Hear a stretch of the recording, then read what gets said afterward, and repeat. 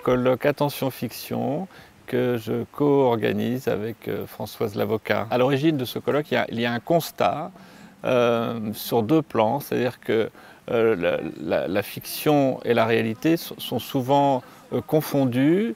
Il y a beaucoup de théoriciens, mais il y a aussi beaucoup de membres de la communauté journalistique ou politique qui ont tendance à minorer la différence entre fiction et réalité. Donc c'est un premier aspect, on voulait faire le point sur les interprétations, la compréhension de ce phénomène. Puis il y a une deuxième donnée, c'est que depuis une vingtaine d'années, les travaux théoriques sur la définition de la fiction se sont multipliés.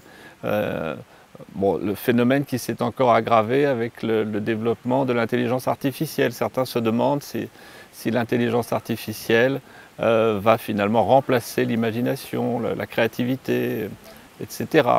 On a réuni des philosophes, des écrivains, des comédiens, des spécialistes de littérature, d'anthropologie aussi.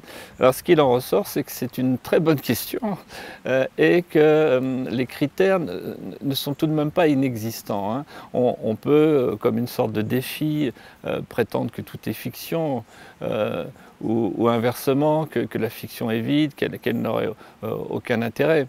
Mais en travaillant avec les uns et les autres, on se rend bien compte qu'on a quand même besoin d'une définition, ou en tout cas au moins opératoire, comme point de départ.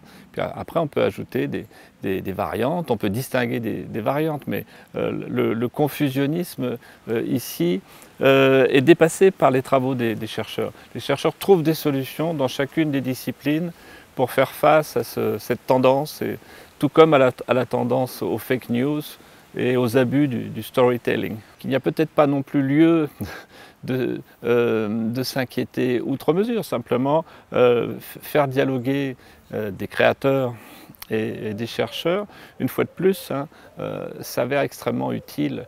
Il ne s'agit pas simplement de se rassurer, mais aussi de collaborer dans des échanges. Et même Patrick Deville, l'écrivain que nous avons invité et qui a présenté une conférence dont nous avons lu des textes, le reconnaissait, c'est un enrichissement mutuel.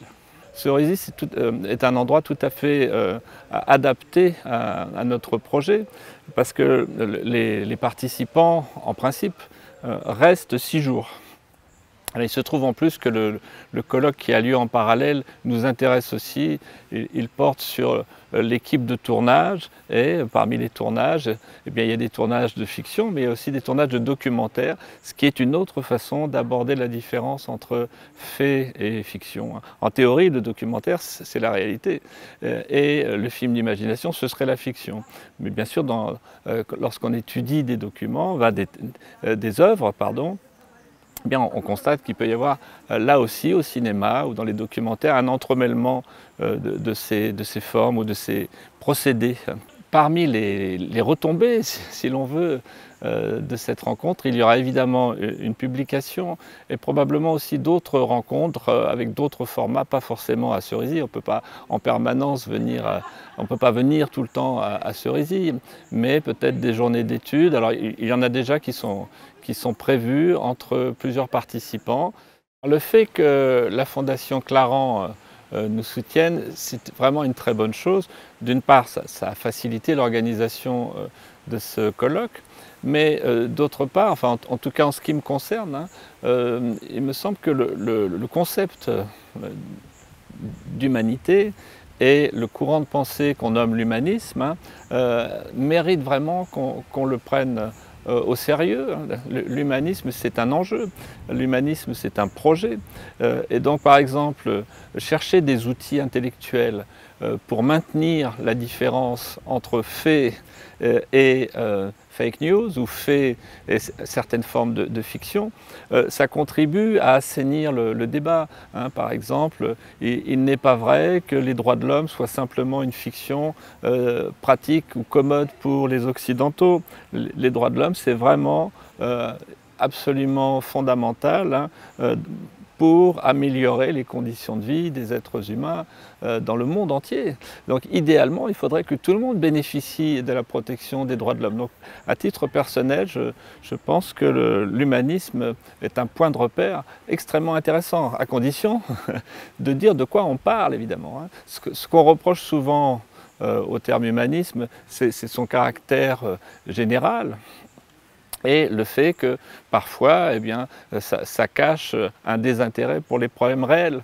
Hein, mais il y a un usage positif du terme humanisme qui consiste à essayer d'améliorer les conditions de vie des individus. C'est quand même fondamental.